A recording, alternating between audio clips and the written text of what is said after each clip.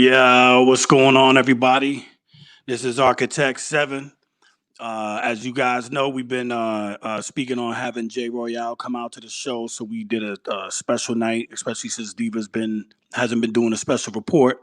We figured we bring a special Royale. We're going to talk about some of his recent work, some of his recent collaborations. I got him back in the green room right now, so I think I'm gonna go ahead and bring him on out. Ladies and gentlemen, Royale. Yo. Peace, love, What's and respect. how you doing, brother? Man, I'm in the building, man. Glad to be here. You know what I'm saying? Peace, love, and respect to everybody that's checking us out. No doubt, Hold man. up. I'm glad you stopped by, man. Last time I seen you, you was hitting the power refinement video with Born and Jay Cyanide out in DC. Yo, Born Unique, Jay Cyanide, they the bros. You know what I'm saying? No doubt, no doubt. Pete Twist, the Grime Lords. That's right. Yeah, man. They the fam right there, yo. Shout out to them dudes, man. I love them niggas. No doubt, man. So you just dropped and we're gonna get to the project, but just to briefly let everybody know, you just recently dropped Baltimore Housing Projects. Yeah, the Baltimore Housing Project. Project, okay. And how's the reception going with that? Oh man, you know what I'm saying? Love is love. Everybody's digging it. Got a lot of spins. PF Cutting, Static Selector, Primo, Sway in the Morning. I think spun something. Um, a lot of the underground radio outlets. You know what I'm saying? That show the boom bap love. They spun it. You know what I'm saying? So yeah, Right. I All didn't right. know. That's I ain't know I could put anything in there. I put my government name. Like you can tell I used to be, you know what I'm saying, on this type of time. You know what I mean? it's all good, man. It's all Yeah, good. We all know who it is. I'm used to being on J Royale time. Now you got me on Justin Johnson time. That's all right. You on the business name. You on the business Yeah. license tip. Hey, that's my government, man. Hey, yo, if you want to pull up, nigga, say my government name. Don't say my government name, nigga. Yo, normally we could get right into the projects and all that stuff and all the work that you've been doing. Let's But I talk don't know. for a minute, man. Like, it's up to you, bro. We can talk for a minute. Let your hair down. Yeah. Yeah, Whatever man. I got left, you know what I'm saying? Hey, man, you see me, man. I'm out here, you know. Yeah, I'm embracing my nappy, you know what I mean? Yeah, I feel you. But I wanted to go a little different because what I did, what I like to do is before I get down and I start interviewing artists on the one-on-one tip. This is actually the first interview that I've done one-on-one. Generally, it's we do this on Friday Night Live, and there'd be four Okay. people kind of pinging you with different questions. Okay. But for me, I'm an avid listener. Just to hip hop in general, I'm a collector. Everybody that knows me knows how I roll. So today, in between yesterday and today, I took the time to rock out to Ivory Stoop all Oh, the way through. And not that I haven't listened to it before, but just to kind of like a refresher course. hmm And then I went ahead and went into the Baltimore Housing Project okay. and listened to that. And so I figured before we even get into the music and get into all the great work that you've been doing, I want people to understand the man behind the music, right? So if I'm correct, you were born and raised in Baltimore. East Baltimore. I'm from Baltimore City. You know what I'm saying? The 12th district to be exact. Yeah, born and raised. You know, I'm from nowhere else. Okay. I rep the O's. We stomp a lot of grounds. And you know what I'm saying? We covered a lot of grounds within this rap shit. But yeah, I'm from here, born and raised. Yeah. Okay.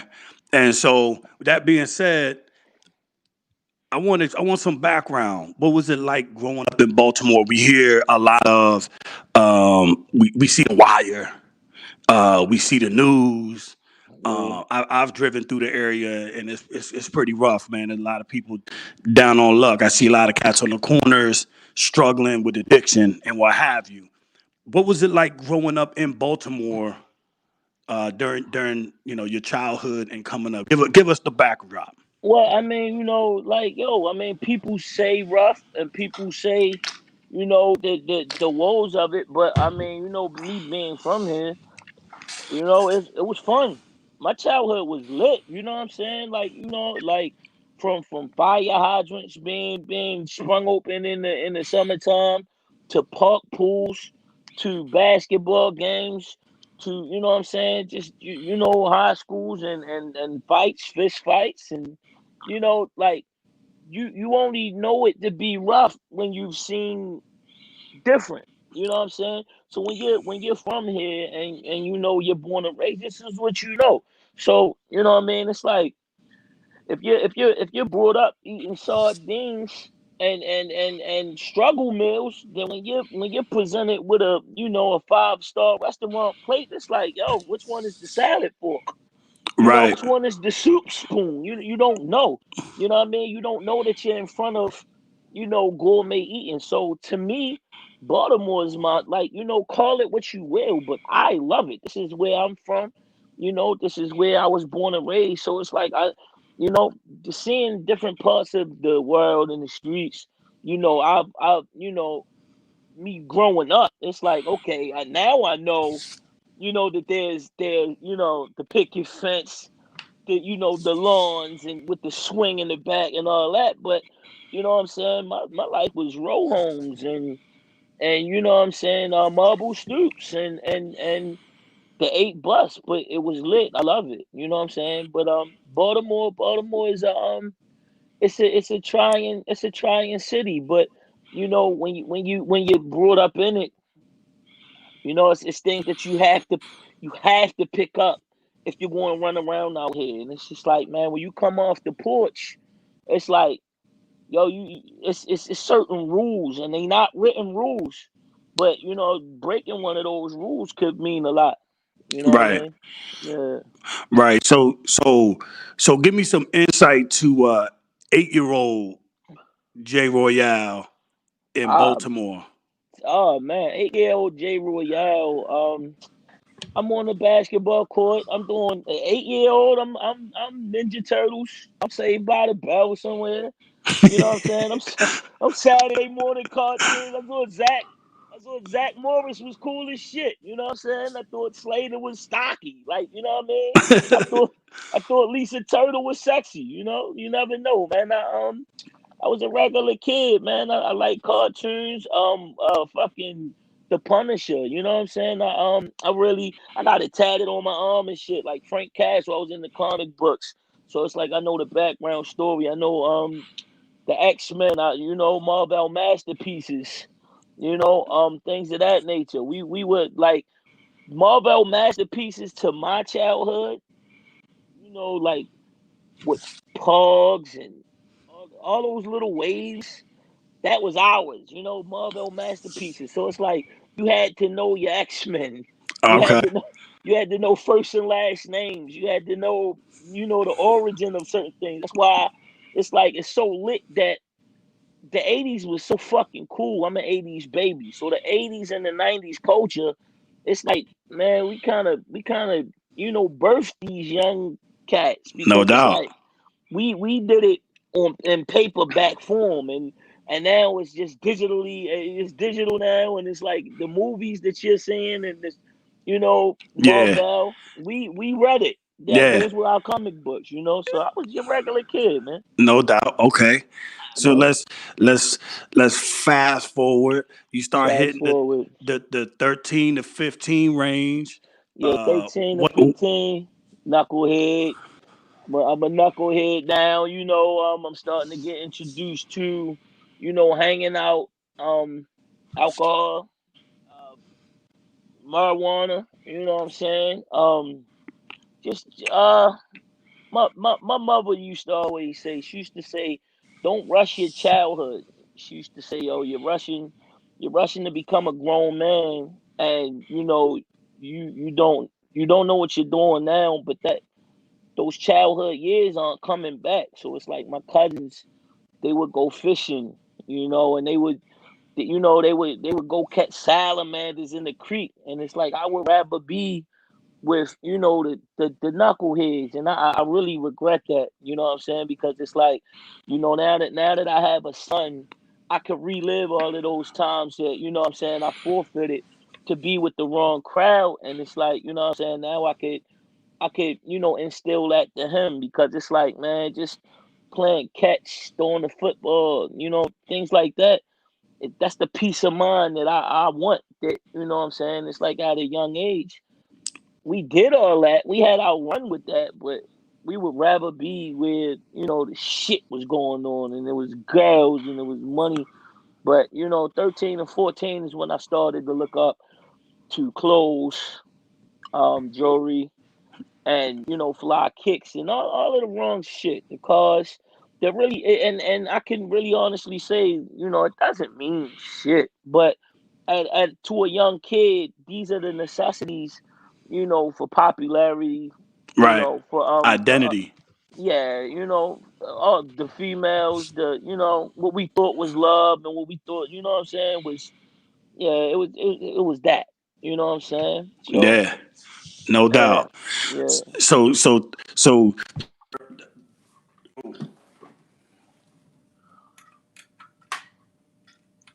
Uh-oh. radar there Uh-oh. quick. Little, All right. um so you go to 15, you get introduced to essentially the fast life, essentially, is what you're telling me. Well, not exactly right then and there. It's just like I caught a glimpse of it. At that point in time, that's when my elders were saying, don't be like them. So it was in our face, but I wasn't involved yet. You know what I'm saying? It was, it's like, all right, let's take the long way home so we could talk about Ninja Turtles and comic books. to Right. to you know what I'm saying, the wean away from what's going on down there. But then it started turning into, yo, shorty, come here. Yo, go to the store, you know what I'm saying? So, it turned into going to the store, and I like this kid, you know what I'm saying? He listens. The fuck, you know what I mean? Like, yo, I see something in you, you know what I mean? And it turned into that. And then it was just, like, yo, J Rock. It turned into me becoming. I turned into J Rock. My basketball. I was on the basketball courts, and I could, the little hoop skills had niggas like, hey, I like this kid, man. He got pizzazz. This is when and one was a thing, and then it was, Okay. yeah, I was walking up and down the street dribbling my basketball, and I went to basketball camp, and you know what I'm saying. It's like when they see something in you that isn't what they're doing, they take to you, but they don't even know that praise from them could turn you into that. Cause Right. it's like, damn, here these niggas that I look up to see something in me. I want to be around that more. I want to, you know what I'm saying? I want to be around them. They look like the older kids, and it's like we really don't know their situations, that from broken homes, drug addiction, getting kicked out at a young age, drug dealing, and we just see what we see. We know who gets the respect in the hood early, and it's like we look up to that real early, and we do what we got to do to try to be a part of that. But then at the same token, it's like these guys instill things into you, like, man, don't be like me, be a leader. You could be you. You could be your own self and make it cool. You know what I'm saying? Don't think that comic books are nerdy. Don't think that what you're into is for the weak. You know what I'm saying? You have the story of your own, and you're creating it. So No doubt. yeah, man, you had to Okay. learn. You had to learn that early from, because man, it's sorry to say, a lot of these niggas, a lot of these cats don't have that elder that was rock solid that could tell them, "Yo, you could create your own story." Right. And therefore, it's a lot of the imitation going on, and they think that's what it is. But really having that third eye, and seeing through all that bullshit, it's like, bro, you trying too hard. You know what I'm saying? Like, yo, you're trying way too hard to be something that you don't even look like that you are, or you don't even talk that language, like, fluently. So it's like, I don't know. You seem a little off. You remember being paid in full? Where he was like, "Yo, who's your man?" He seemed like the feds. That's how his Right. aura told him that. So Right. it's like you see a lot of that, and that comes from upbringing. They didn't have they weren't solid, and they didn't have anybody solid in their corner to say, "Yo, bro, you could be you and change any game that there is, just as long as people see that you're solid and that you stand on something. You could, you know what I'm saying? Like niggas, they lack that. Right. So now, in one of the joints, and this is why I wanted to kind of walk down this path, because in one of the joints, on the newest project, housing Baltimore project, Housing, yeah, the town, yeah, you spoke about, I think it was your older cousin Brian. yeah. Rest in peace. Uh, you witnessed, or he shared something with you that showed you, He um, that yeah, he kind of introduced you to specific yeah, things. Can you yeah. elaborate on that? Well, in my neighborhood, you know what I'm saying. He was he was a name, and he was known for his dealings in the street, and he really like he fuck with me, like, you know what I'm saying. I did a lot of the things that he did. He boxed as a kid, and I boxed at Mac Lewis, so he took to me. So it was a love thing, but also he had another life and another title in the street. And he was just like, he was always telling me, like, bro, whenever you ready, whenever you ready, you know what I'm saying? And I'm just like, all right, okay, and a lot of my friends, they really went full fledged with that. And it's like we used to laugh at niggas because it's like their follies, their hustling bloopers made us laugh. Like, yo, you only had a dime set where you bought a whole, 20 bags and got caught. So it's like we would laugh at shit like that. And it was certain, my older cousins was like, fuck that nigga. You know what I'm saying? Like, yo, he out here. You ain't gotta be out here, man. Do this rap shit. So it's like my older cousin Brian, he was trying to, just for the love. And like I would rather put my family on than one of these cats that I won't be able to trust. I Right. would put that on you, but it was still, close friends of mine. It was just like, nah, yo, like hold off, because once you win it, you can't focus on anything else. Yeah. You know what I'm saying? Right. You can, but you know what I'm saying. You'll be sleeping. You know what I'm saying? If you're out there and it's like you're doing that, you would have to sacrifice so much more just shaking and moving, having to adhere to paying somebody, serving niggas, having to be somewhere at a certain time. Yeah, that Yeah. life and the way your family looks at you, where you getting this money? What are you doing? No And it's doubt. just like, yeah, man, it's hard to balance that at a young age. And that's the part that they don't teach. You know what I'm saying? Because it's like, boom, you think just overnight, it's like, yo, it's clothes and it's who you hanging out with. Why are you hanging out with him? And it's just like, you know what I'm saying? My mother she was really hands on with a lot of the kids and a lot of the young adults in my neighborhood, because my family was just like a welcoming family. And like we kept a party house. So it's like my moms would work at night, so my brother would have to get togethers and shit. So it's like, you know what I'm Yeah. saying? I would run into, just like that, I would run into everybody early. You know what I'm saying? From the hustlers to the chicks to the alcoholics, to because they would all come on my front and party and music and freestyling. And it was just like I was exposed to a lot, just, you know what I'm saying, just by my upbringing and shit. And Yeah. then yeah. You know No, the story. You know the vibes. it's just it's wild because so my backstory is my family from Brooklyn. So I was Oh originally shit.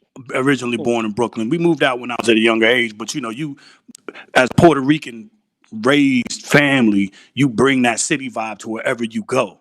So Exactly. you know, and so growing up, a lot of the shit that I saw, it was just second nature. You looked at it and was like, that's the way life's supposed to be. Basically. You know what I'm saying? Until you hit that roadblock when Hmm. when the door gets kicked in, Yep. and then Yeah. you're like, oh, I didn't Yep. see this part happen. I've You been know through what I'm that, saying? man. I've been through that, and it's hurtful. It's hurtful because I was working at one point in time. I was working at Bank of America, and I was working overnight.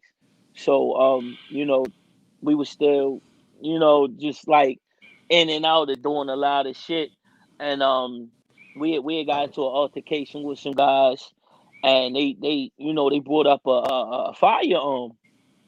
Now, is this So sorry, I don't mean to interrupt, but we'll continue that. We'll continue that thought. Is this the part when you said that's when you saw the Reaper? Because that came right after the. no, that's a whole that involves a whole, All what I right, mean? continue. Yeah, My man, fault. just young and running wild, man. But yeah, a firearm was brought up, and they came looking for that. They came looking for that firearm. You know what I'm saying? And I came home from work, and my door was fucked up, and my mother was just crying.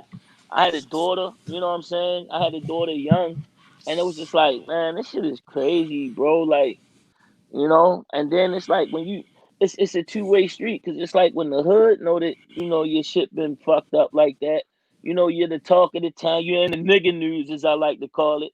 So it's like my house was in the nigga news as usual, and it's like they know my fucking door got kicked in. So now it's like my house is open to niggas that, what I'm saying, if they want to pull some slick shit. And it was a lot, bro, and it was just like people don't, mental health is mental health is real. And when you're from where we're from, we don't even know about mental health. We don't even know the fucked up woes about mental health, because we have to put this concrete coating on before we leave the house. And it's like, man, no matter what we're going through as teenagers, as young men, with, like I say, addiction, finances, you can't be in the streets, and you can't look like you're ready to fold up, because they'll fold you up. They'll put you together. No You know what I'm doubt. saying? So it's just like the things that are really going on in the home front, that's in your head, and at home, with your mother might be battling disease and internal disease. You can't show these niggas that. You can't show them an inch of weakness, because they'll take it, and they'll like a hot knife through butter, bro. So it's just like you gotta put that front on, and it's hard, man. It's No crazy. doubt. On the topic of mental health, kind of brings me into the next piece. That again, this is something that I was all day. I want to lead up to the projects. I don't want to give everybody the work yet. I want to give I'm everybody right here with you. give I'm with you. everybody the man. You know what I'm saying? So indeed, So the mental health aspect. You said you grew up in the '80s, and I think everybody is aware of what was going on in the '80s, yeah, Reaganomics and all that yeah, bullshit. right. From your point of view, how close to home did a lot of that shit hit? But as It far as family or cousins or what I'm saying, close homeboys, did a lot of that shit hit really close, or did your parents do a good job of keep kind of insulating? well, yeah, my mother and my father, they were two separate entities. So here I have my mother was in East Baltimore, and my father was in West Baltimore. So me that at a young age, I would be able to navigate through the city. You know what I'm saying? And alone. You know what I'm saying? So it's just like when you have a let's look at a lab rat. You know what I'm saying? No comparisons to rats or anything. But when you have a lab rat and it's trapped in that maze, it doesn't know it's in a maze. It's trying to get out. You know what I'm saying? And it's just really navigating through. How do I get out of here? You know what I'm saying? And it's all of these roadblocks. And you know what I'm saying? I see us being synonymous to those creatures, those lab pieces. I guess I don't know, but it's like we didn't know what we were going through. We just knew that this is what was presented to us, and we had to make the best out of whatever situations we had. And yeah, you know what I'm saying? You never know how much you're affected by something until it's in hindsight. You know what I'm saying? It's like, Hmm. damn, yo, like damn, that was where we used to live. Like you see it on the news, and it's like, now you got citizens at. So now every 5 minutes on Citizens app, it it's like, yo, 5 miles away, a robbery. You know, three miles up the street, you know, a lady has been, you know, somebody's been shot. And it's like, damn, yo, that's right here. But Mm-hmm. before all of this social media shit, you had to be outside. And the nigga news was the only way that you knew shit was happening. You know what I'm saying? Yeah, you're right. Oh, shit down the street, yo, y'all better watch out. You know they, man, somebody got killed down there last week. Oh shit, who? You know what I'm saying? And then it's just like, you know, the game of telephone. So by the time it travels from block to block, the street to street, you never know what the fuck you gonna hear. So the horror stories, it's just like, oh shit. Before we go around, before we show up to your hood in Brooklyn, it's like, man, I don't know, yo. Might have to strap up or be ready because I don't know what the fuck gonna happen. Y'all niggas know what goes on around your way. Yeah. So yeah, it's similar. Right, So right, bro. the way that the suburbs work when we was doing our stupid shit, trying to live city life in the damn suburbs, we read the newspaper. So the newspaper would have the crime report. Like And a it's blotter, like a police blotter. right. So you knew you was at that and listening to scanners. Oh So, shit. so you Okay. can hear, the cops saying we going to this block or this apartment complex this time, and so Right. between all that, you knew how to maneuver and dodge all the Yeah. bullshit. You know what I'm Yeah. saying? Because if you didn't, Like you said, it wasn't a compressed. We wasn't within a block radius. Everything you had to drive to. You know what I'm saying? right, right, So, right, right, right. It's crazy, man. Yeah. so right now in Be More, what's it looking like? I know everywhere else, they trying to anything that's waterfront, they trying to clean up. Do they have the same thing going on in Baltimore where they're Yeah, they trying to gentrify a lot. You know, they trying to gentrify a lot. A lot of the hood, John Hopkins is trying to buy up a lot. You know what I'm saying? And it's a lot of dilapidated areas that, you know, they might not survive.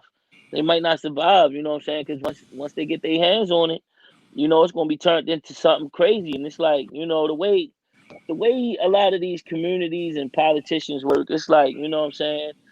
It almost it's black and white. You can see that. You know, they're trying to drive niggas out.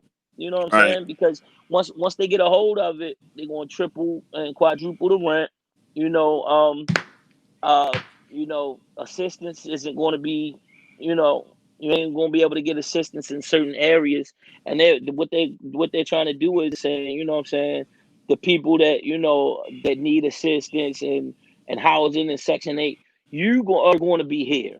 And this part, we're going to make pretty for the, you know what I'm saying, for the headlines and for the front news and for the, for the magazine covers and, for the Baltimore is the greatest city on earth. yeah, yeah, And yeah.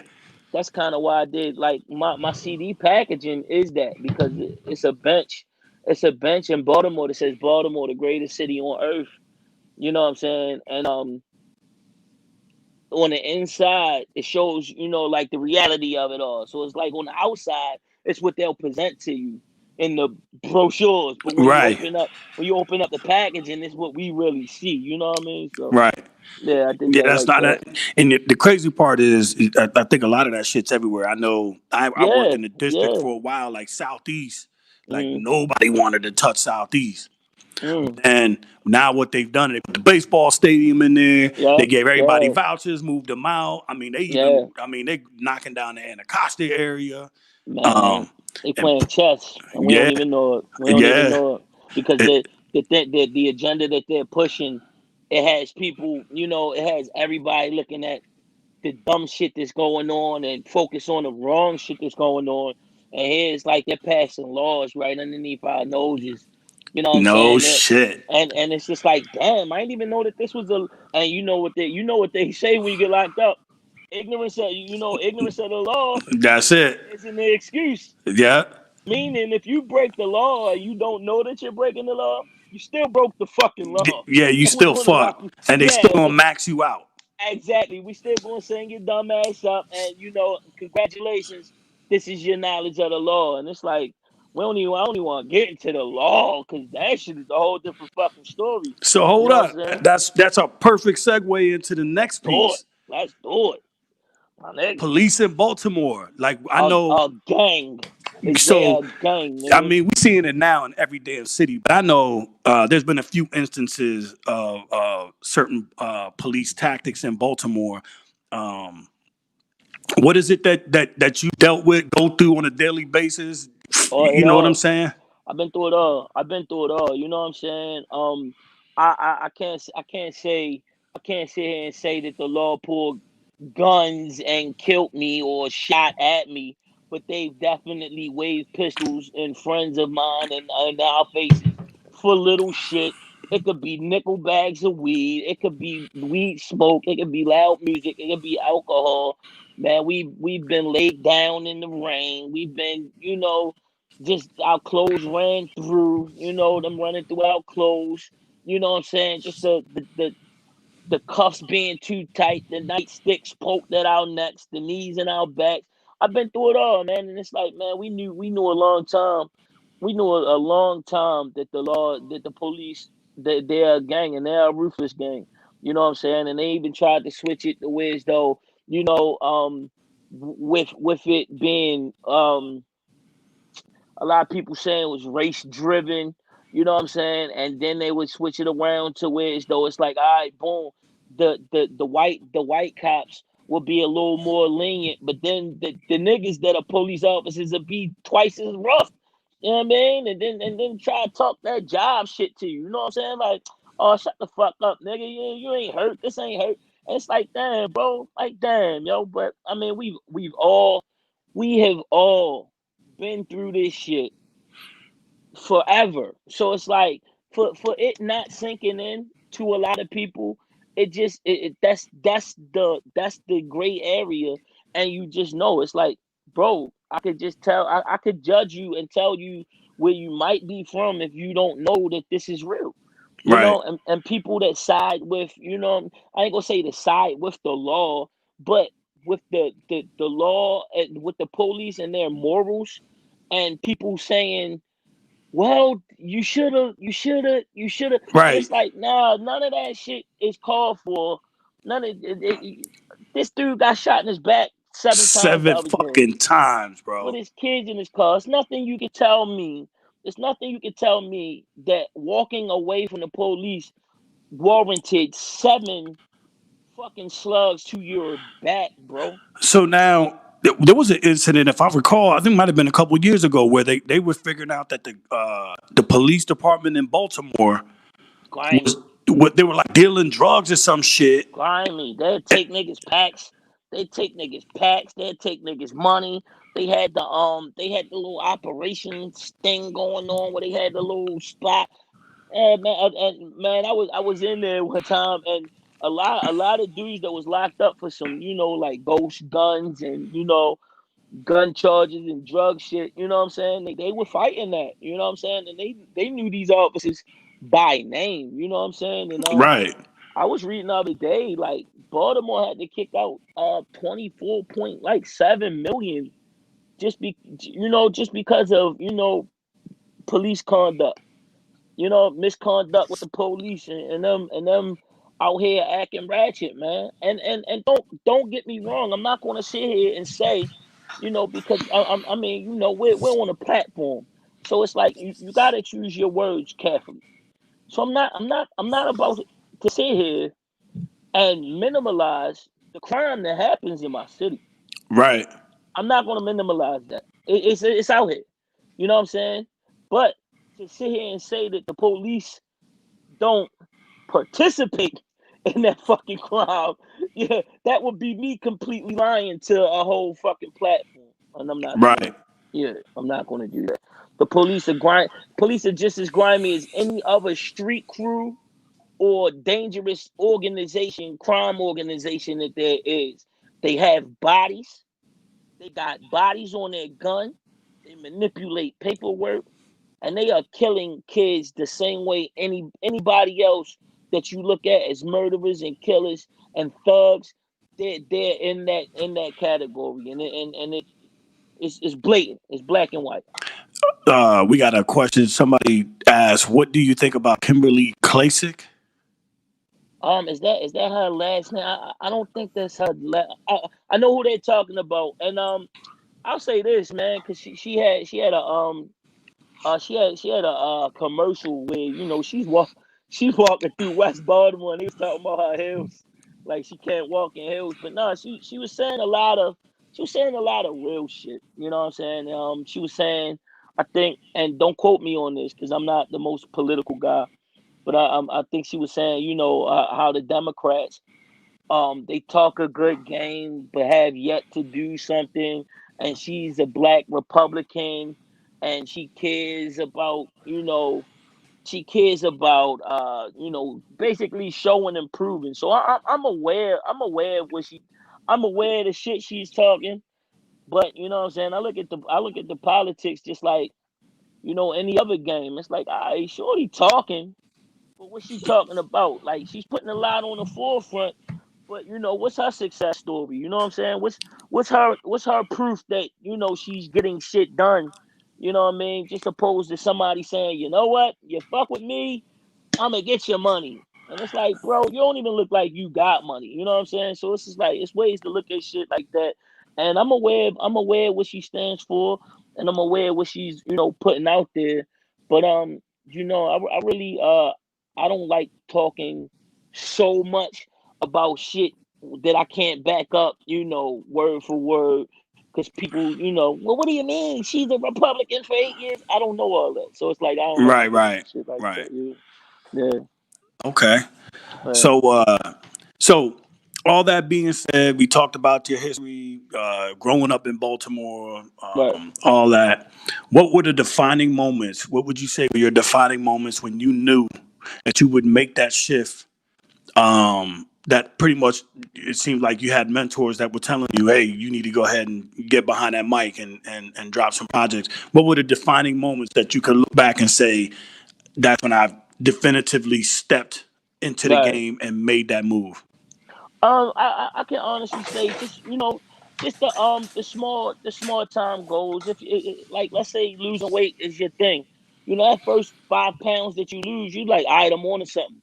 Let me keep it. Let me keep on chipping away at the numbers. So it's just like, from the lunch tables and freestyling, it turned into people on my block. If anybody pulled up around and said, like, yo, who can rhyme, and they like, hey, yo, my man Jay can rhyme. So then it turned into, from my brother knowing, to high school, to me dropping out of high school, to fucking the streets knowing, then meeting this guy, then meeting that guy. So it's just like the small time goals, the small accolades that came with it. I think meeting a friend of mine named Ogun, they put together a little rap crew called the Gritty Gang. I got with them, and they accepted me, and we made our little rounds, and then it was just like, it was just climbing the rungs of the ladder, and everything was going in a good direction, and you know this turned into that, which turned into this. And it was just like, it was a love of mine. So it was just like, when you're going to work and paying the bills and doing all that, that's the mundane shit. But if you have a life outside of that, let's say you playing a sport, and you know what I'm saying? So it's just like, those accolades meant way more to me than anything. So it's just like, okay, my hobby is turning into something kind of slick. You know what I mean? So then it turned into mixtapes, and then it turned into actually, it, like, from freestyling, it turned into actually being able to write structured music and 16s, So and when was then your first mixtape? When did you drop your first mixtape? I forget the date. I forget the date. It was well over 12 years ago. It was called the Crown Royale mixtape, because Okay.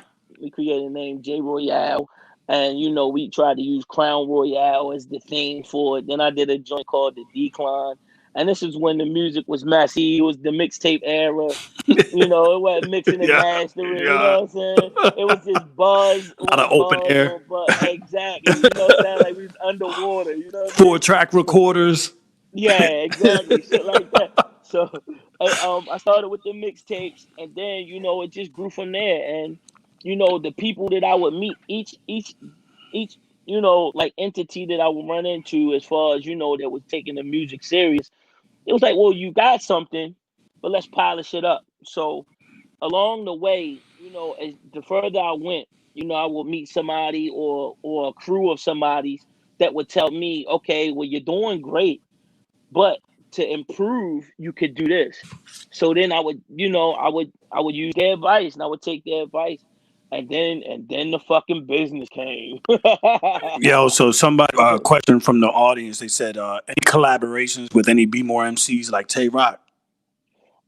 Yeah, actually, shout out to Tay Rock. It's not a solid, song that I did with him, but me and Tay Rock bumped into each other. We were shooting a video for a joint called 36, and it's actually it didn't get a lot of views, but we actually shot it in the building where Tay Rock records. And I went to him and I was like, "Yo, peace and love." I would run into Tay Rock.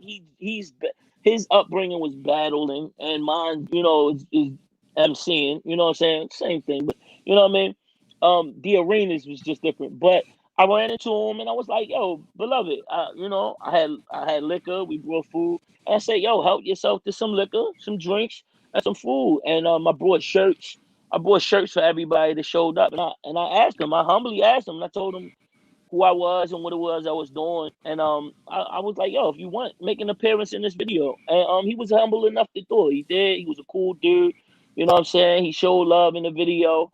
He chilled out. He ate. He talked about his runs with Smack and the things that people didn't know about him. Real chill dude. Boss man to God. He's another one. Baltimore MCs are dope. And Ill Conscious, the Dirt Platoon, God Grams, So Jamil I was Honesty. just about to ask that. I was just about to ask that. So I think for me, it was probably about 3, maybe 4 years ago. It's Yeah. actually when I was living in Maryland. I was in Gaithersburg, and there was some. Okay. You guys were streaming from somebody's crib. I don't know whose crib it was from, but you guys was live. I don't know if it was Facebook And we was or the freeing. We was freestyling. yeah, and it was all of y'all in a room, and that's how I was first introduced. I shit with y'all. That shit almost went viral, bro. But go ahead, talk But your that shit. shit was hard. That shit was It hard, was and hard. so Hell yeah. I think as an outsider, as a fan of hip hop, when I saw that, I kept hearing the name Dirt Platoon because I think y'all was all in the same room. Dirt Platoon was with y'all, Yeah. and then it was you, God Grams, and Ill Ill Conscious. Conscious. Y'all And was all in the room, yeah, crazy. and so I assumed that the whole organization was Dirt Platoon as a crew, but I. Ah. I just realized today because I was going to ask you who was a part of Dirt Platoon, but I just realized today when I downloaded their new project that they dropped, the Dirt, Uh-huh. Get Your Get Hands your Dirty hands joint, dirty. Shout out to that. and I was like, oh shit, hold up. So I was lost in the sauce. I thought that was a whole unit of heads. We are a whole unit of heads. It's just like any other dope hip hop story. They are the Dirt Platoon that's rapping Snook. Ill Conscious has a brand. God Grams has a brand. J Royale has a brand. Jamil Honesty has a brand. But the thing about that is, what I'm saying, at one point in time, we kind of how do I respectfully say this? We were pushing that boom bap agenda when they counted it out. You know what I'm saying? Oh, King Los, yeah. We can talk about him in a second because King Los he's by far he's out of space with it, man. But we were the only one pushing that boom bap agenda, and they would consistently count us out. They didn't think boom bap was coming back, and I'll go on record to say it, and I say it in anybody's face. They didn't think it was coming back, and they really counted it out. You know what I'm saying? So the moves that we were making, it's like, what are these niggas doing? That hip hop isn't coming back, and it's back, Hey, and it's look, back. and You know that's what I'm saying? why we here right now, me and you having this discussion, and that's why Hip Hop Citizen is where it's at. Because Exactly. we was told the same shit, bro. I think we come Right. from the same school and the same train of Exactly. thought. And a Exactly. lot of people counted our shit out, but here the fuck we are, baby. Talk your shit. Talk your shit because you deserve it. Because we were pushing vinyls, we were pushing cassette tapes and CDs, and they laughed at us. Yo, who got a cassette tape? They laughed at us. You know what I'm saying? And they didn't do it in public. They knew better than to do it in public. They didn't do it in public, but they treated what we had going on as the butt of the joke. You know what I'm Yeah. saying? And Oh, you it was like, old. Y'all old heads. Y'all angry old heads. Y'all need to. yo, I don't get that because they'll say, okay, so we'll say we'll rhyme and it'll be lyrical, and they say, oh, y'all like some New York rappers. And it's like, what the fuck do that mean? Why the Yeah. fuck? Why? Because it's lyrical. Is it? You know what I'm saying? Like that's a whole nother story. But anyway, the Dirt Platoon, um, it was a hip hop show, Morgan State, called 88.9, and this is when I dropped the Crown Royale mixtape. And and this is before like I really knew those guys like that. So they said, "Well, who are you feeling? Who's some up and coming MCs that you're feeling?"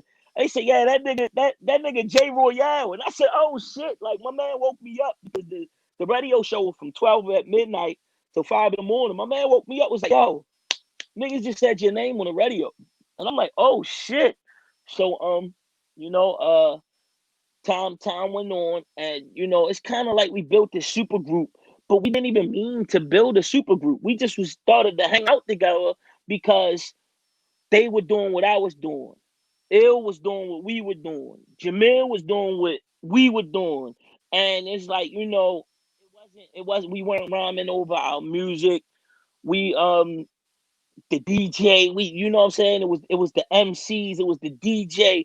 Everything was authentic, and we went above and beyond to make sure that the sets were authentic, that that the merch was there, that the beats were, that crackly, dusty, Yes. what Yes. I'm saying, Yes. that hit you in your motherfucking mouth, hip hop. And you know what I'm saying? It was like, yo, people was just like, what are you guys doing? And in hindsight, looking at it in hindsight, I love the fact that they didn't get it, because it was like, yo, who cares what people say? We're going to do what we love. And something started booming. Like, you know what I'm saying? We planted the seeds, and slowly but surely we gave it sunlight, and we watered it, and shit started to come the fuck together. And I'm proud. I'm proud, man. That's it, man. And I tell a lot of Mm, cats, man, progress mm, don't always look like progress until you get to yeah, the other side. there And you then you can go. look back and say, oh shit, we went through all Yeah, that. But you yeah, you so busy with your head down in the grind, all that right, shit's going past you. You know what I'm right, saying? It's right, almost like right. time travel. By the way, though, shout out to King Los. Shout out to King Los. King Los is, oh man, a very talented wordsmith. But that's enough. You know what I mean? So So yeah, so all right, so we got the defining moments out the way. So after all that being said, your first release, Ivory Stoop. yeah, let's talk about it. What? How did all that come together? It didn't seem like that project versus the newer project didn't seem like you had many features on the Ivory Stoop versus what you got in the new one. But we'll talk about the Ivory Stoop, and then we'll move over to the newest joint. How did the Ivory Stoop come about? What was the process, and how long did you work on that before you actually presented it to the world? All right, so like I said, okay, so now I'm running with a team of MCs that they're putting out solo projects. They're teaching me how to run from head to the bottom. You know what I'm saying? Putting out a solid project. I'm watching, all of my comrades drop solid shit. So it was my turn. You know what I'm saying? And I'm like, oh shit. So at the time, Ill Conscious, he had dropped his joint, and I was featured on a joint called The Narrative, and it was getting a lot of play. We were performing in a lot, and I was the only one. A lot of people was like, well, where's what's up with you? So I was like, all right, I know, and it was just time. Those long trips to Jersey, New York, we'd be riding back. It's like, Jay, you next up. Like, what you gonna do? So I locked in, and go to Ivory Stoop. I knew what I wanted to do with it, and I was just, the process was just, us knocking out tracks. I knew what I wanted it to sound like, because it's like, okay, I'm submerged in this boom bap. You know, um, I love the sound. I know what sound I want. I can be me. Fuck a hit, fuck commercial, anything. I know that I could drop how I want. You know what I'm saying? And we just we locked in, and for a long time, we got the features that we wanted to get, and we actually, that this on this album, of course, you may know this is when Benny and Conway and the Griselda. This is when we bumped into them, and we had a nice run with those guys. You know what I'm How did that saying? Like, happen? How um, did that shit happen, man? all right, so while putting together the Ivy Stoop, um, now I'm connected with my best friend, who's my also my producer. His name is Ray Sosa. So we everybody, our whole team were fans. Like we knew the community, of hip hop that we were in, and that we wanted to be a part of. So through Instagram, we knew who was running shit in New York. We knew who was from you know everywhere, Massachusetts, Jersey. You know what I'm saying? So we would be performing alongside of these guys, as I said. So it was a show. It was a show that we were aware of, Griselda for a long time. And when we found out that they were coming to Baltimore, they were opening up for the Locks. Like the rest of the arena was there to see the Locks, and me and Sos, we was there to see Griselda. And not only were we there to see them, we wanted to see them niggas. You know what I'm saying? So after their set, a lot of people didn't know who the fuck they were. They were questioning them like, "Oh, who are these niggas? What are they talking about?" Da da da da da. But in our hearts, we knew that they was the next up because we already knew, from their runs with Skyzoo and stuff like that. You know what I'm saying? And their runnings. And I think Westside Gun. I think, yeah, he dropped Fly God at this time. You know what I'm saying? Fly God was making his rounds, but nobody knew who Benny was, like face to face and shit. We knew who Conway was. So they were at the merch table. So we Benny, he's just handing out fives and clothes and shit. So he was, like it was a line of cats that knew who they were, taking pics with them, slapping it up. And when they got to us, I said, "Nah, bro, I want a verse." I said, "I want some work." And he was like he was taken back a little bit, like, "Oh, all right, these niggas know what time it is. These niggas know the vibes." You know what I'm saying? Uh huh. So so he was like, "Yo, here, take my number." He was like, "Yo, here, take my number. Baltimore for da da da da da, such a days." And like I held on to the number for a little bit because we wanted to format the tracks that we wanted to present to him. So you know what I'm saying? So when we sent him the joints, he was like, "Nah, this one. I love this one." So he's like, "This is the one." He laid it.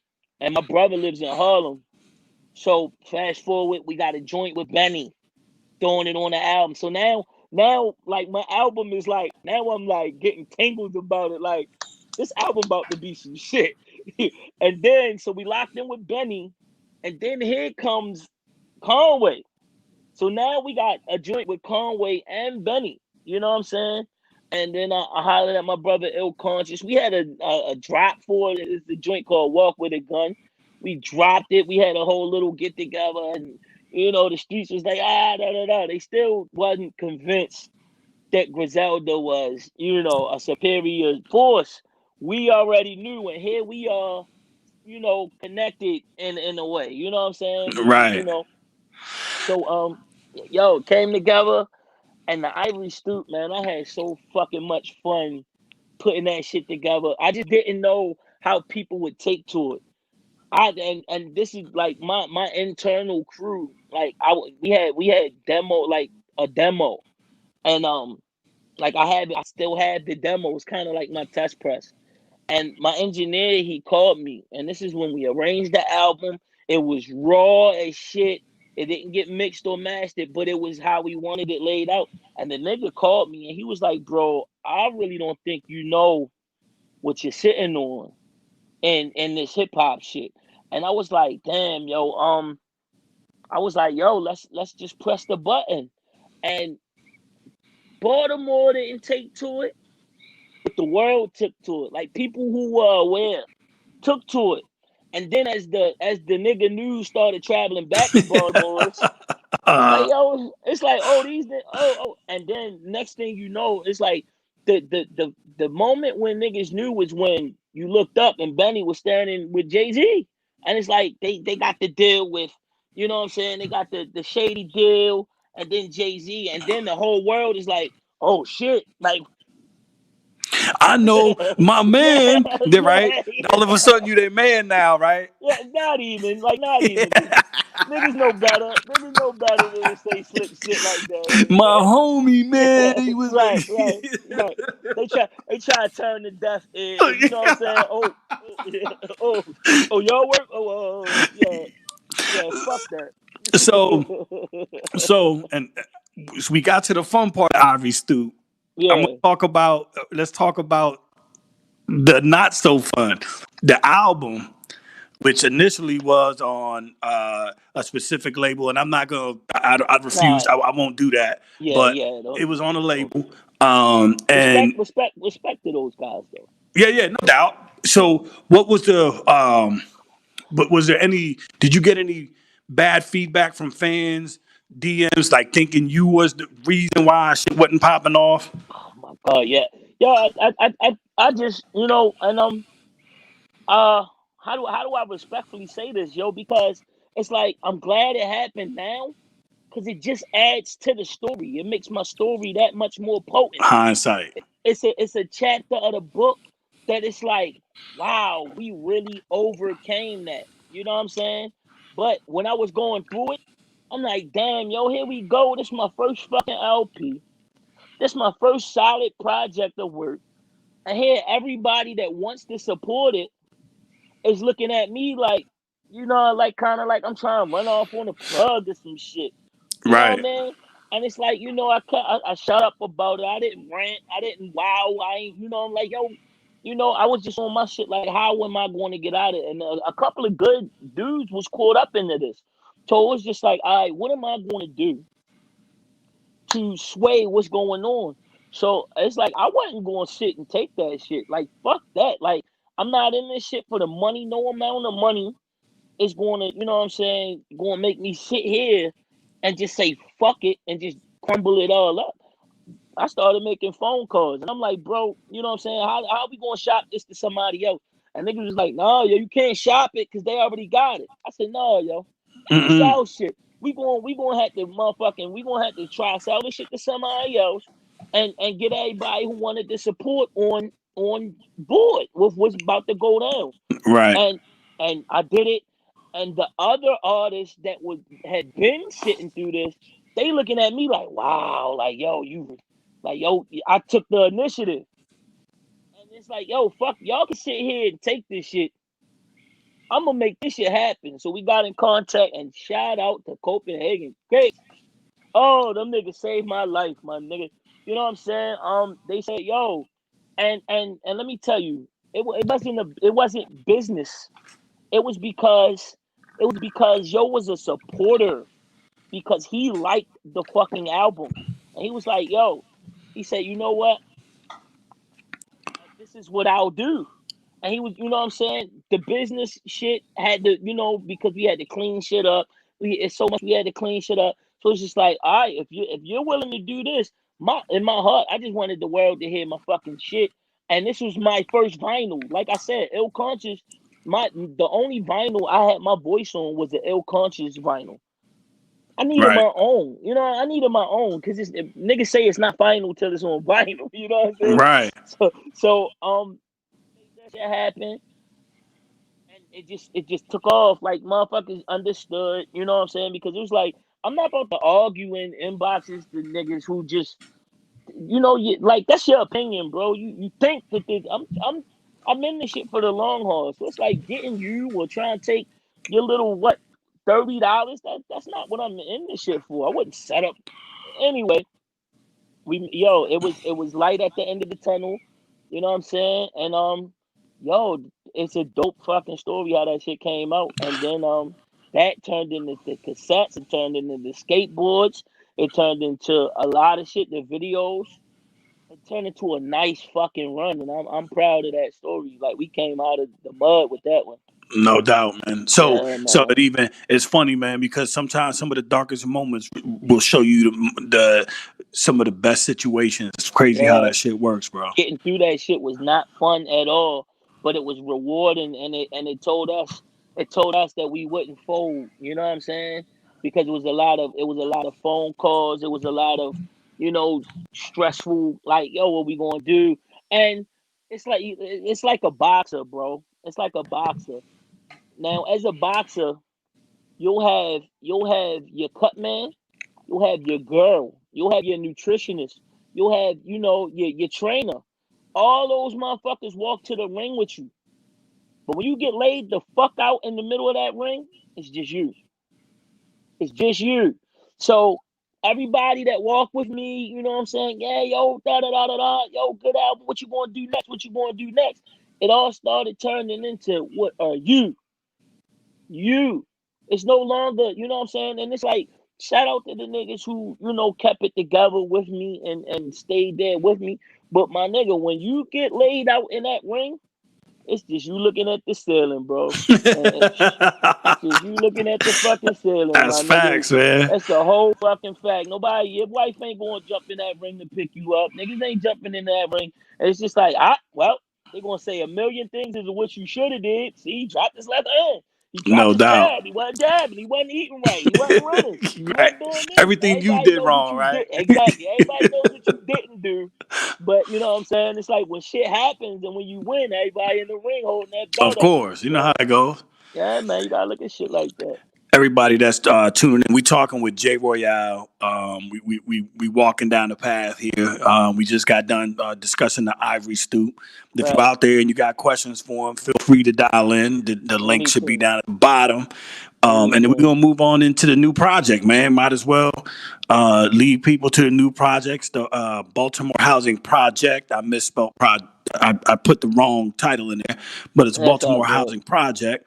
Yeah, it's all And good. that was dropped how long ago? A couple weeks ago? Yeah, August 7th, the God hour, the God day.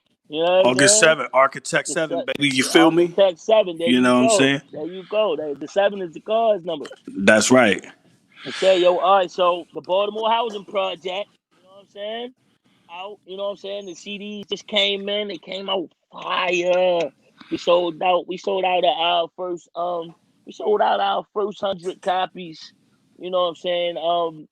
The week, the first week we sold out. So I'm waiting on the second order to come in, and I'm waiting also for cassette tapes to come in. But everything is coming in. Everything is moving accordingly. This same shit, Man, same how the shit. hell did you get some of them features that you got on that project? Ain't no fucking joke, man. Hard work, man. Hard work, man. And it's about moving the chess pieces. We not playing checkers no more, man. You know what I'm saying? And it's basically you gotta up the ante. You know what I'm saying? You gotta up the ante. If people expect if you expect people to look at you like you're making a dope move, you gotta make dope moves. You know what I'm saying? You gotta invest in certain shit. You gotta you you can't do what you did yesterday and expect the same results. You know what I'm saying? So we mapped this one out. It's a little more grimier, because the first one is sort of a story, and it's lighter sides to that story, but this one is more street, it's more grimy, you know. Okay. So, Yeah, so, we so let me grimy and run shit. down some of the features and tell me how the situation played out. Can we Yeah, get a check this can shit. we get the inside scoop on it? Man, hey, I'm gonna tell you as much as I can, you All know. right. Yeah, I ain't yeah, point, yeah. I ain't, I ain't pointing nobody out in court. I hope not. I hope not. We have Fuck to that. we have to turn this broadcast off immediately, bro. Right. The fuck? Niggas already got my government name. What else do you want from me? What more do you want from me? Think about All right. So, funny thing is, I actually the intro. I'm gonna go track by track, all the features. Oh, I good want to shit. know inside track on all the features. So, Yes, sir. of course, I know who J Soul is. J Soul on the production for the intro. The Thousand Right. Grand Figaro. I had originally gonna put together a video show, and that was Mm, actually my first video that was gonna pop. All That shit was right. fire, man. Pete Rock reposted that shit on his Instagram, yo. You know what I'm saying? So how did the Sky Zoo link work up? How did you make that happen? All right, so we was supposed to link with Sky Zoo. We were going to link with Sky Zoo for the Ivory Stoop actually, and we weren't ready yet. We weren't ready yet, and we went on ahead and pushed the button. So you know what I'm saying. Sky Zoo is a very like Sky Zoo is all about bridging that gap. He wants everybody to win. You know what I'm saying. He pushes for the culture. So you know we reached out to him, and he's just like like I respect what you're doing because you indie. Number one, that indie shit holds a lot of weight to a past indie artist because they know that the trials that you had to tribulate as an indie artist. So we presented him the what we wanted from him and what we wanted to do with him. And actually, me and Sky Zoo have a mutual friend.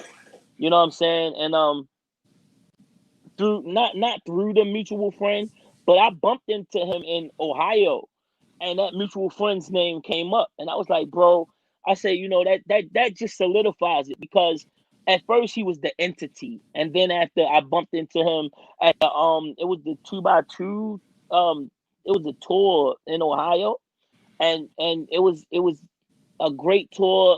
A lot of people was rocking on it from Ren Thomas, Mickey Fax. I was there. And that was a show that we had Elsa. did. Oh my gosh, that guy is insane. Yes, And sir. then okay, so like I say, I bumped in the Sky, and we had just like it was like a 45-minute conversation, and you know what I'm saying. It was such a dope conversation, and it's just like when I engage in the conversations with people of that caliber, I'll say my little shit, but to try to get them to talk so I could just shut the fuck up, bro. Because certain people you listen, you just listen. You know what I'm saying? And he's one of those dudes because his runnings, his music, his category of work speaks for itself. So it's like to hear insight and dialogue from him. It's just like it's that much more deeper. This is something the world might not have heard. This is something that's not in the interview. The shit that he's about to say to me. You know what I'm saying? So push the fast forward button. I said, look, bro, I will be reaching out to you. And I think that conversation was like, all right, anytime. And, I got his number, I got his emails, and we did everything that we had to do. And MWP did the beat, laid it flat. He even bigged up Baltimore. You know what I'm saying? You know I'm from the K, but you know how I feel about B more. You know what I mean? He bigged up the lake trouts. You know what I'm saying? Right. Baltimore is famous for the lake trouts and the chicken boxes and seafood and shit. It was beautiful, man. It was beautiful. It was So beautiful. We shot the now, video with him. We was in his hood. I'm sorry. Go ahead. Oh, we shot the video in Brooklyn with him. You know what I'm saying? And Link with him. Real good guy, man. Real fly dude. And when we pulled up on him, he was wearing some Baltimore based clothing, a clothing line that was based out of Baltimore. Shout out to the good villains. You know what I'm saying? My good Nice. villain niggas. Yeah. All right. So this cat right here, man, I rock him on the show. So I do a little Friday night before we do our flagship show, which is Friday Night Live. Like I said, we normally do the interviews there, but I ransom. Oh shit. He is so slept on. Not a lot of people. Like I talk to a Not lot of people, anymore. Not and they don't anymore. really get it. I'm like, yo, Not especially the anymore. newest project he just dropped. Not anymore. That new shit. If Ransom didn't get niggas if Ransom ain't getting niggas attention, man, like Ransom right now, man. I got Nasty. very fucking nasty. So we linked with Ransom. I saw he had did some work with a up and coming artist that I'm aware of, and I know that he's an indie artist. And this is uh, when we reached out to him, it was before all of this. It was before anything Craven, and we reached out and we just sat on it because I mean, of course, we was putting together an album. So he dropped the verse. Ransom is the you can just tell he's a chess player, bro. He um he looks before he leaps. I'll say that. He didn't just say anything, even talking to him because we'll build with the artist before we had that conversation with him. and had that conference call with him. And you know, he doesn't just say anything. So it's like he's another one. All of these artists, when they talk, I listen. You know what I'm saying? So yo, Ransom came through, and the shit was when I was at work one day, and the nigga sent me that motherfucking that inbox. He was like, yo, check your email. Check your email. My nigga, I heard that shit. I was like, this nigga's bad. I didn't expect anything less. You know what I'm saying? But Hey, that nigga's somebody's asking. bad. Somebody from the crew is asking, how did the Ito connection happen? Oh man, that's that's a crazy story. Now they talking about this joint right here. The That's motherfucking my joint right there. no, I got flagged on yo, the fucking copyright for that. Facebook shut me down for rocking that joint. are you serious? Yeah. Hey, yo, thank you for risking your freedom. Thank you for All risking your day. freedom to Hey, play yo, they out. shut me down. I pop back up like a Yo, cockroach, baby. They don't nigga, stop that's me. nigga. Hey, yo, you took that shit. Yeah, me. Yo, in Baltimore, it's like, yo, we riding together in the car, and it's like, yo, if you got drugs or guns, then you gotta look at the nigga and say, yo, take your charge, yo. Take Yeah, your yeah. charge. This nigga played our shit, and the police came. Nigga looked at me and said, look, Jay, this your shit. Now you gotta Hey, take your charge. hey, and then I played it again the week after. Yes.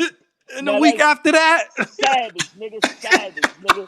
Savage, nigga. That's Hey, savage. Shout and out to Edo, and man. and everybody knows I tell Zuckerberg that sucker wet fought out my fucking ass. Man, yo, let me talk about that. Yo, yo, filming that shit was one of the funnest. Thank you, whoever that was. Thank him, yo. Shooting that fucking video, that whole shit. We linked up with Edo in Philly. Yeah. Niggas say, yo, I like this shit. So, yo, we was doing the new crack era tour, and he did a show called Slime Beach. I don't know if everybody knows about Slime Beach in Philly. You know what I'm saying? I think Screw rocked at that joint, right? Screw tape. Oh, Screw Tape rocked that a million of them shit. Screw Tape was a Yeah. superstar out there. You know what I mean? Mm-hmm. Shout out to Screw Tape, man. Yo, showed us a lot of love too. But I saw Edo out there, and like I say, I was talking to the dude Job Black for a minute. We, any shoes that came out, me and Edo's man, and it's like, yo, I don't know, me and Job Black got locked in. But yeah, man, yo, we would talk about tennis shoes on IG and shit. And then, you know what I'm saying, I peeped that he was part of, that run, you know what I'm saying, them upstate cats and shit. So at Slime Beach, you know what I'm saying, slap hands with him. We flicking it up. Rome Streets was there, Edo was there. And we flicked it up in the hallway, and I'm like, yo, we gotta get one in. And Edo probably 5 foot, but he's a giant, my nigga. Like, I don't give a fuck. Yo, once the crowd that's around Edo moves, it's like you got Edo just standing tall, and it's just like he don't smile a lot, but you know what I mean, it's like yeah, Lord, So I'm like, yo, peace. We showed him respect. We talked, and next thing you know, it's just like, yeah, man, let's So we met up in Queens. So I had some work with Milano Constantine, and shout out to I'm Milano, trying big to. It looks like I'm gonna have him on Friday. I'm trying to get him on son, Friday. man, yo, that's my, I love you, my nigga. Damn, man, I don't give a fuck. But you know what I mean? All right, so we hit Milano, and we just told Milano, he's like, yo, look, we gonna be in Queens. We got Edo coming, come through. So all right, boom, we linked in I think Astoria. And next thing you know, we in the bridge, my nigga. We in the bridge. We is in Queens Bridge with Edo. We got a gallon of the honey. Nigga, we running around Queens. My nigga Born Unique went to sleep real quick. Then he woke back up. He like, yo, what I missed, nigga. You missed the whole last scene. So then he like, all right, yo, we gotta shoot another one so I can get my nigga. We shot another scene just out. Yo, we was running around New York. And Edo is the most. humble dude. You know what I'm saying? Like, yo, he popped up. He showed up. Niggas got fucked up. Niggas had fun. And out came fucking a really dope track. And then his next tour, shout out to him, like a super salute, because he was like, "Yeah, fam, show up and we can rock that joint on the arm," and we did. And oh man, yo, that shit crazy, man. You know what I'm saying? It's crazy. That shit was fun. That shit was fun.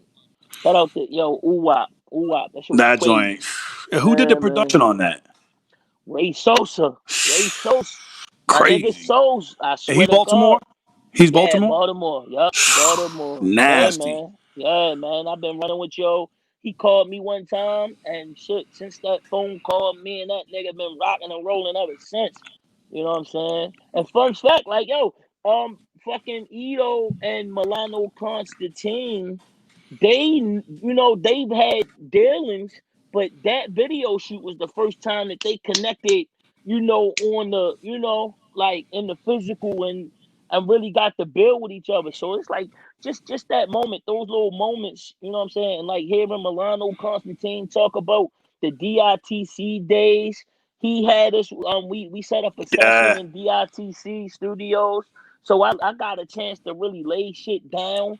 I did a verse for Vinny Paz in DITC Studios when we was up So there hold running up. You around. on DITC. I gotta mention this. The new Yeah. Buck Wild joint. Was that around the same time or was that a second visit? That was the second visit. That was the second thing. You know what I'm saying? Yo, everything is on God time. You know what I'm saying? And it's just like, Speak yeah, on it, bro. baby. I'm Speak I'm on I'm it. here. I'm here for it, man. Because it's like, yo, at a point in time, they ain't had to let me out. You know what I'm saying? They ain't had to let me out. They ain't had to let me go. So it's just like, yo, the fact that I'm out here on this side of, them G walls, the fuck, I'm having a good time, and all of this shit is the higher power, man. So So yeah, so Buck it's Wild, ill, shout out right? to that nigga. So I guess my question, being a boom bap head, I'm just gonna Right, say this I think everybody knows this about me. DITC is my foundation. Like when I right. talk about beats and rhymes and Shout out to how the that whole Bronx, click, what did it feel Bronx. like? What was that feeling like the first time you stepped through the doors into DITC studios? What did that feel like? Man, like yo, I was already on a high just because I was with my nigga Milano. So you know what I'm saying? Like by him being an understudy, like the likes of Big Pun, and hearing him, like the cameraman that we had shooting for us at that video shoot, he wasn't the biggest boom bap head. So it was times where Milano would talk, and I'm looking at this nigga like, so get this nigga to record something, like what the fuck are you doing? But then I realized to myself, like, this isn't for everybody. Right. These jewels aren't for everybody. You know what I'm saying? And sometimes when you having that one on one, like this, our conversation on this platform would probably be a whole different conversation had me and you been sitting with drinks. We could talk about the charges. We could Yeah, talk yeah. about, No, I get you. whose name, you know what I'm saying? Yeah, yep, So yep. just the fact that, what I'm saying, like hearing Milano Constantine talk, and the name drops that he would mention, just effortlessly. I'm from Baltimore, bro. So I realized the doors that I am and not supposed to be in. You know what I'm saying? Now you And supposed to be there, you wouldn't be there, bro. that's a fact. But it took a long time for me to realize, like this is really my destiny, because it's just like, you know what I mean? Like being from Baltimore, and it's like, yo, I mean, I'm not from New York. You know what I'm saying? I'm not from upstate. I'm not from here. I have a talent. And it's just like, yo, I realize none of that matters. None of that matters. What's meant for you is meant for you.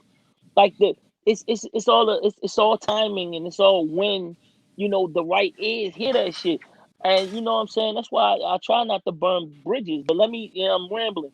So my nigga Milano would talk, and it's just like, wow, like damn, this nigga's talking about pun, like he was right here, and it was just like, yeah, like just talking about how humble of a soul he was, because we know him as the entity.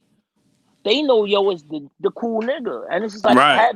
having conversations with Buck. Wow, it's just like, bro, some jewels aren't meant to be repeated, and everything isn't for everybody. So it's like I'm thinking to my niggas, so it's like, why isn't yo capturing some of this shit? Because it's so deep, it's giving me chills. But then at the same token, it's just like I understand it.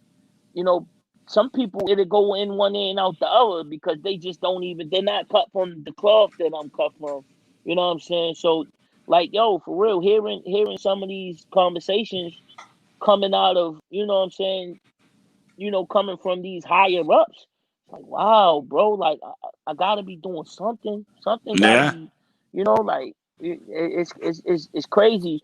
But at one point in time, it's just like, yo, Neo had to die. Neo had to die to realize that he was the one. There you go. You know what I'm saying? Sacrifice.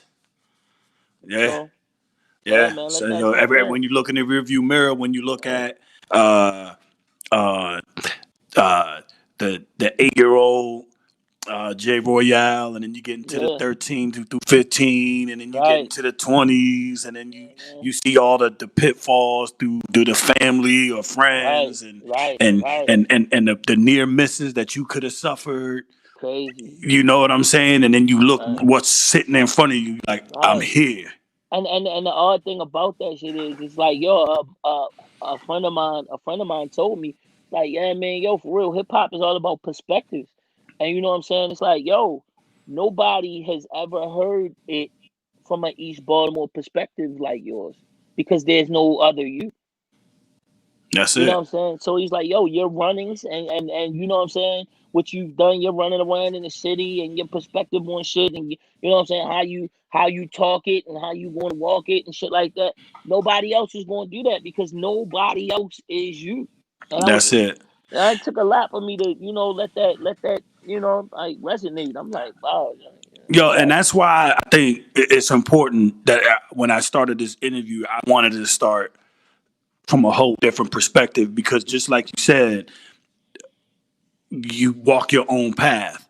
And too facts, many times everybody look at the entity and right, they look at the end result of something, and it right, looks so easy, but yeah, they don't see the whole picture that at all, somebody's walked to get to that at point. all, You at know what all. I'm saying? You're And absolutely so correct. I'm sitting here right now, brother. I got goosebumps. I love hip hop, bro. Like, Is hip that hop real? raised me. You know It's what I'm real, saying? man. It's So real. when I watch and just having this conversation with you, Hmm. validates how I feel about it and why I love it. You know what I'm Bless your saying? heart, man. Bless your heart. Because again, we're able to talk about you at the person Yeah, before the music. I think too many facts. times everybody gets into the music first. Like, Yup. I want to know who that is that's giving Yeah. me. It's crazy you said that, because it's like, me being such a fan first, like my first rap click that I really clicked with, you know what I'm saying? I was running with him, and it's like, the dude who's like, he's kind of my mentor today. He put that shit together. I never told him I rhyme. You know what I'm saying? I never told him I rhyme.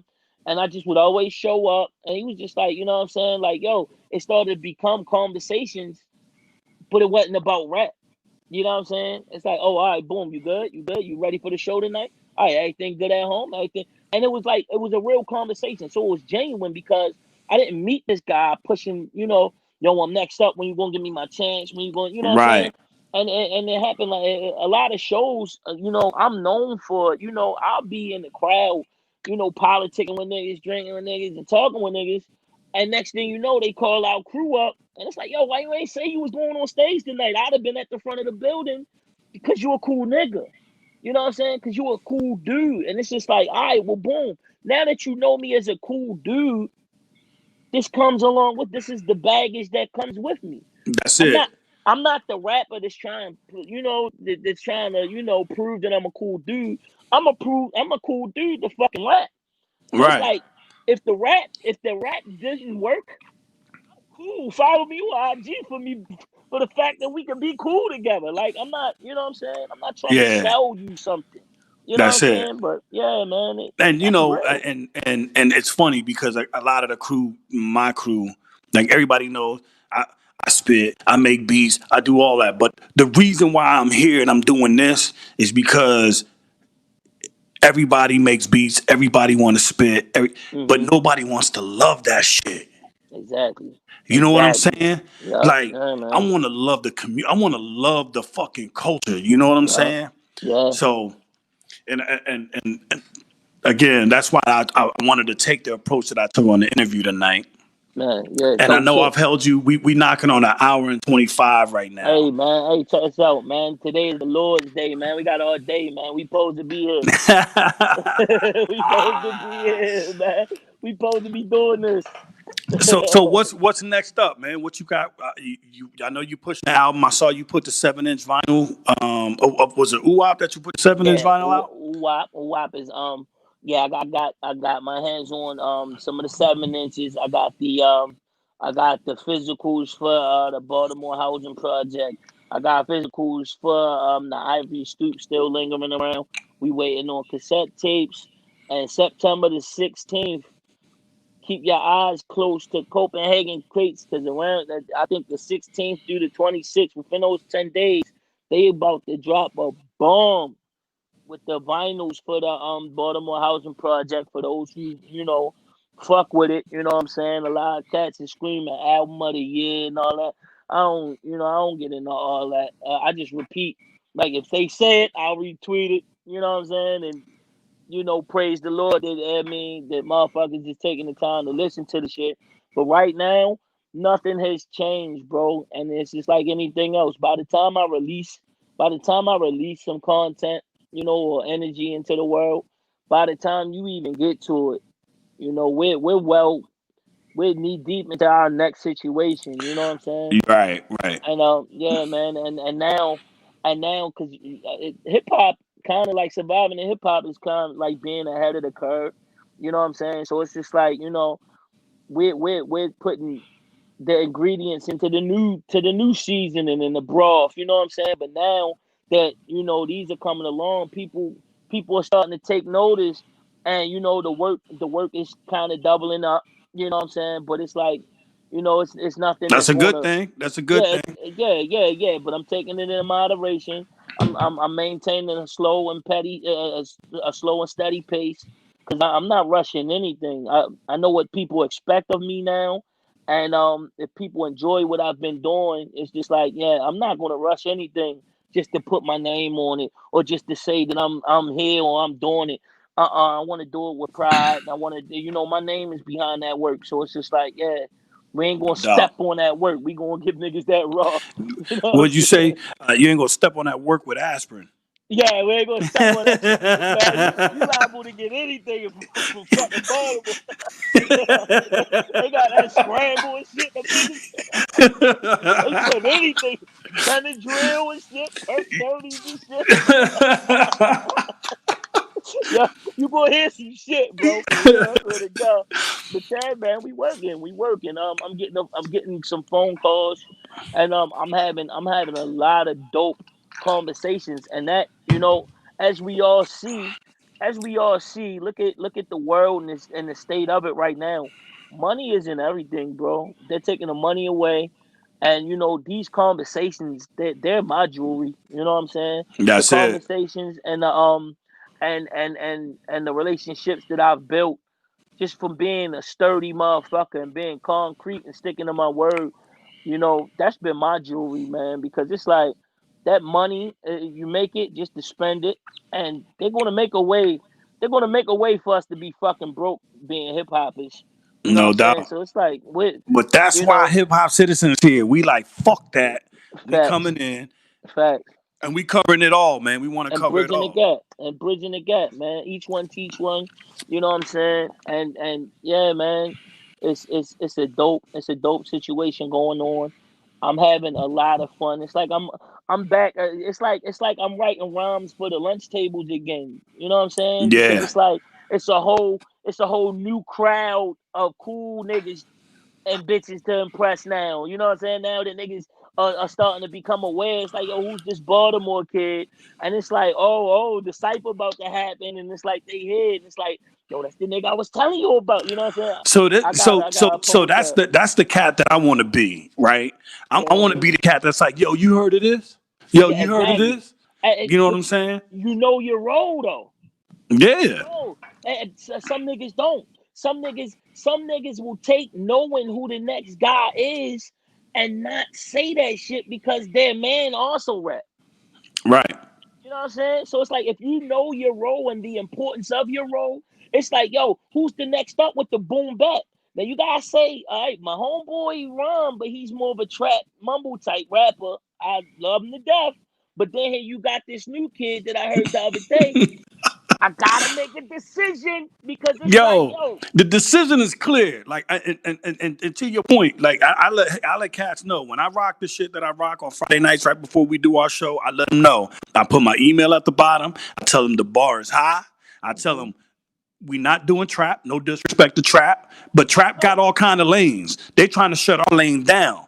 let I'm me trying tell to you, widen them fucking lane. I got an 18-year-old daughter, bro. You know what I mean? I'm telling my age. I got 18-year-old daughter. You know what I'm saying? I have a 5-year-old son. When we're in my truck, you know what I'm saying? They have their moments. That's You right. know, I'm not here to disrespect them little young niggas. They got families to take care of too. And That's who it. am I? Who am I to take anything out of anybody that's making a living for themselves? But when the fuck I drop you off, and when the fuck everybody gets dropped off, allow me my time. If I'm in my That's man it. cave, That's it. if I'm in my man cave, get the Yeah. fuck out, put that shit down, go in upstairs, TikTok it somewhere else. You know, Yeah. TikTok somewhere else. Yeah. No The bullshit. fuck? And you only 18, so ain't no hot girl summers, none of that shit. But I None let of them that know, man. bullshit. You know, I look at it like we have everybody and their mother, like I say, make beats, rhyme. Nobody's purveying. Nobody's saying, you Right. know what I'm saying? Like, I'm trying to direct traffic. I'm like, There you go. There yo, you it's go. over here. It's over Yup. here. And Yup. I have to say, in all my years of being involved in the culture, this is the Mm-hmm. happiest I've been. Bless. Bless. Yup. Because when I open this motherfucking iPhone Yup. and the library that I have, and I Yes. can hit shuffle on that bitch and Yes. drive down the road, there Yup. ain't not one whack material in that Trying to tell joint. you. Man, when you our age, man, all we want is a peace of mind. All we want is a peace of That's mind. it. That's all we want, man. We deal with too much already. You know what I'm That's saying? it. We've been through too much. So give me my music, give me my little peace of mind, and let me find my solace, man. For real. Fuck out of That's here with it. that negativity, bro. Everybody That's can it. eat. Everybody can make money. You know what I'm saying? What he say? Man, my kids can listen to Lil Yachty, but they gotta mute that shit when I walk in the room. My daughter don't even like Lil Yachty, so I'm doing something right. She ain't But fuck with yeah, Yachty. you know, for a long time, I chased the MC shit. I chased all that shit, but I noticed that I get more joy out of facilitating and pulling people into the mix No. and catering to the culture. Man, I think too many people want to do it and they don't want to do for. And think about that because how like think about how that breaking news could hurt somebody's feelings or how that would affect somebody's pride for this rap guy to think he's the front man, he's the nicest in the world, and then it's just like, yo, the facts are the facts. You just know a lot of niggas. You need to be linking niggas up. You need to be linking. You know a lot of producers. You need to be That's it. linking producers up. Stop running around selling the fact that you're the nicest or the fact that you're this and do something for the culture, That's bro. it. You know what I'm saying? Because The it's shit like, saved my life. So exactly, bro. I owe it to the culture for that. You see Yeah, what I'm man. saying? And Yeah, then man. and another thing that I express, and everybody that's listening on a Friday night can tell you, I let them know. Number one, if you're not supporting what's around you, you ain't shit. Exactly. That's number one. Exactly. Number Facts. two, if you telling me from our age bracket that there ain't no more good hip hop out there, then you Get them out fucking of here. lazy. You just Yup. lazy. Yeah, But at the exactly. same time, that's why we formed Hiphopcitizen, because Yeah. we know there's a demographic that don't have the time to do the research. You see what I'm Yo, saying? but let that sink in, cause yo, I mean, it wasn't always YouTube, bro. You remember the Napster days and the iPod Yes, days, sir. where the fuck it wasn't you couldn't just YouTube your favorite shit. You would hear it and had to wait till the fuck you heard it again. Like, yo, what is that? I need it, and where do I find it? And you had to go high and low to get dope fucking music if you were into it. You know what I'm saying? But it's like, yo, they made it that much more easy for you. So it's just like, yo, we lived through a time where we really had to look through the encyclopedias for, you know what I'm That's saying, the it. dope hip hop. We had to go to the mom and pop stores, the record stores, the wall, and sit and listen to these albums before we could Fucking stuffed co-sign tissue them, bro. inside the cassette tape Oh, tough as because you shit, broke the bro. tabs off. Tough as shit, bro. You take a real recorded tape that you bought and you like, I They don't weren't like this there. tape no more. Stuff some tissue in that bitch, pop it They in and were hit not record. there. They weren't there for it, bro. They weren't there for it, bro. They were not there. The big CD. I used to have to ride on the bus with the big CD player in my and try The to fit disc that man. big CD in the back pocket and walk with that show. My pants was already sagging and show. My God, son. This shit was crazy, son. That shit was crazy. Well, one rubber band would keep like 6 CDs together and shit. Oh my God. That was my life, bro. But That was yo, my and life, the man. thing is that what I appreciate about it, and what you do, what your crew, all the cats that you roll with, and just all the Yeah. other heads that we kind of mentioned tonight, Uh-huh. like you said, we stuck it through. Yeah. It's come back. That It's perseverance. Yep. the circle has come back. Now Yep. I'm looking and I'm like, yo, there is mad young cats that's on this vibe. Like, I'm 45. I'm an old Okay. head. You know what I'm Yeah. saying? All right. I'm an Okay. old head.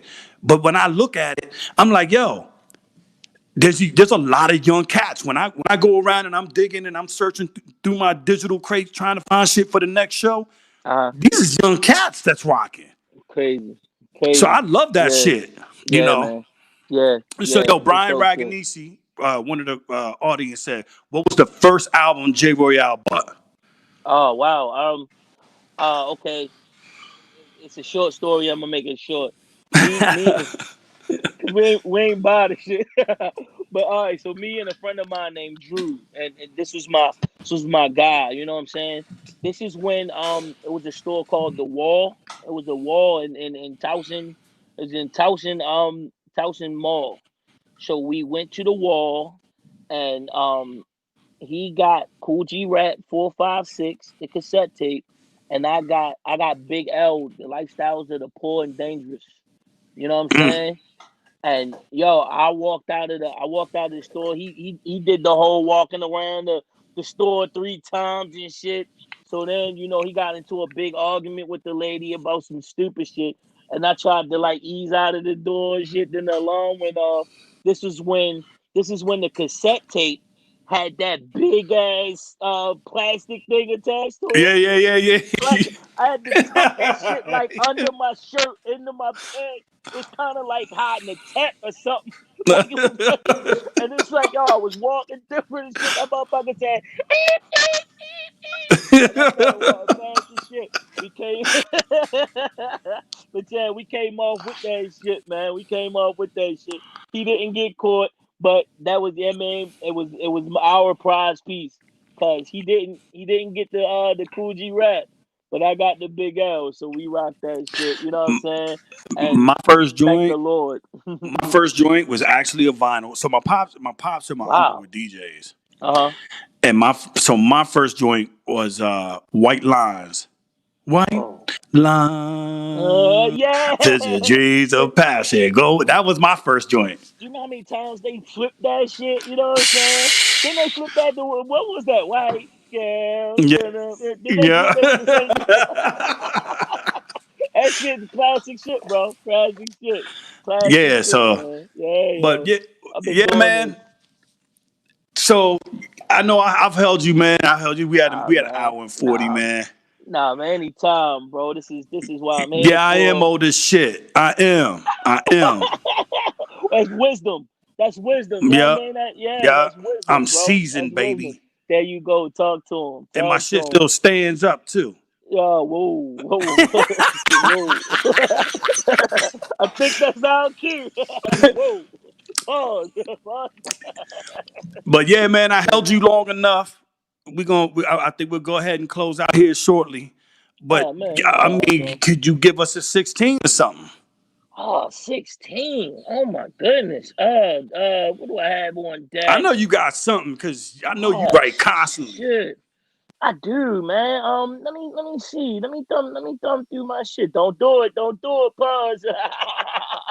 I say, okay, I reloaded. Here comes the part with the pain. Target whack artists, engulf them with flames will crumble the hardest and make them walk with the daily departed. The arsenic is now bombarded the game. Fill the injured list with all of your names. Leave them physically slaughtered. Sort them out in alphabetical order. Who wanna rock? My tongue of cock split 100 shots. Jerk kids faster than shot glasses with rum and scotch. You don't want it, man. Because when I see you with the gun in hand, I'm only saying 3 words. Run it, man. And yo, these rap cats is faggots for real. And when I see your body, I'm clapping at it with steel. Rush in like Soviets holding the loaded tech, exploding shit with my tongue and lips, and you blown with my explosiveness. Whack niggas like mob threats. Yo, we about to blow, so hold on to an immovable object. That's something like, man. That's old shit, man. You caught me off. Hey, You caught me off guard, architect. hey, but you still came with it I though. mean, you know what I'm saying. All right, all right. You know what I'm saying. That's my sway in the morning now. That's what's gonna make us go viral, son. Shut it down, Baltimore. Yo, Oh man, man. thank you for coming through, man. Thank you for checking out Hiphopcitizen. J And we Royale, gonna Instagram, J Royale at JayRoyale. Bandcamp, J Royale, JayRoyale. Fucking YouTube, JayRoyale.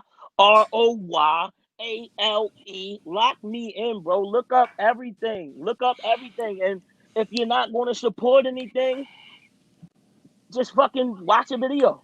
It's free. It's free. Comment. Cuss me out. Tell me what I need to do better. Tell me what the fuck I need to do. It's all social media. Like, you know what I'm saying? It's like, yo, retweet something, repost something, show me some love. I show you love back, man. Shit, I don't care. You no know? doubt, man. I appreciate you coming through, man. The conversation was Anytime. dope. When all Anytime, this bro. other shit blows over, I hope I get to give you the dap up pound in person. Oh Come yeah, we check gonna out a make our show or some rounds. shit. The Ivory Stoop. The There Ivory you Stoop go. You is got the out Ivory now. Stoop right there. Ivory Stoop. We got the Baltimore Housing Project. You know what I'm saying? Out right now. We got UWAPs. We got UWAPs, you know what I mean, on the back. You know what I'm saying? We got the joint called The Let Go with Big Twin. Big Twin is on there. Queensbridge. You know, upstate, Edo, J Royale, Sosa, Grasshopper, Ill Conscious, Dirt Platoon, God Grams, Baltimore Stand Up, The Hey, Mill and let Honesty. let let all them fellas know. Let them know we coming after them too. We want them They too. better know. They better know. They better motherfucking know, and they better have their little 16s ready. Huh? Yeah. Yeah, man. Yeah. Tell the whole crew. Tell them we coming to interview all of Baltimore. Better know. Hey, I mean, the fuck you in town, man. Show me some love. Reach out. I'll tell you where the junkies is at.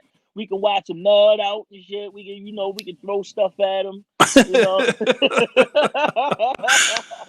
All right, You man. know. Ladies and gentlemen, Jay Anytime. Royale. Bless your heart, man. Thanks for having me, bro. No doubt, brother. Peace. Indeed. All right.